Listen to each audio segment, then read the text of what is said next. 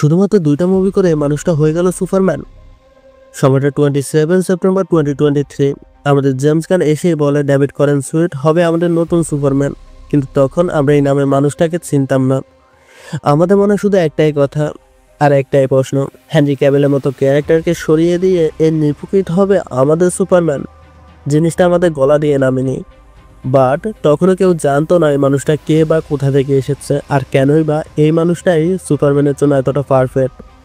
তো আসুন এই মানুষটা সম্পর্কে জানি আমাদের নতুন সুপারম্যান সম্পর্কে। কিন্তু জানার আগে আমাদের এই চ্যানেলটাকে সাবস্ক্রাইব করুন, বেল আইকনে ক্লিক করুন আর আমাদের পাশে থাকুন। ডেভিড করেন সুইট 1993 সালে 8 জুলাই যুক্তরাষ্ট্রের ফিলাডেলফিয়াতে জন্মগ্রহণ করেন। তার বাবা জন করেন সুইট তিনিও ছিলেন একজন অভিনেতা, কিন্তু জীবনের শেষ সময় আইনজীবী পেশা গ্রহণ করেন।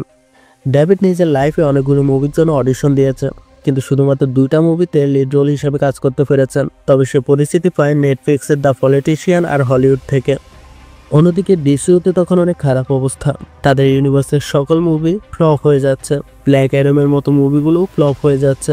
আর তারা তাই ডিসিশন নেয় তাদের ডিরেক্টর পরিবর্তন করার। আর আমরা এভাবে জেমস গানকে ডিসিউতে দেখতে পাই। সে এসে সব কিছু পরিবর্তন করতে শুরু করে। সেও ডিসিশন নেয় নতুন করে একটা ইউনিভার্স তৈরি করার। অন্যদিকে ডেভিড তখন একটা নতুন মুভি পাওয়ার জন্য অডিশন দিচ্ছে, আর ঠিক এভাবেই সে সুপারম্যানের অডিশনে আসে। আর জেমস গান তাকে একবার দেখেই সিলেক্ট করে ফেলে।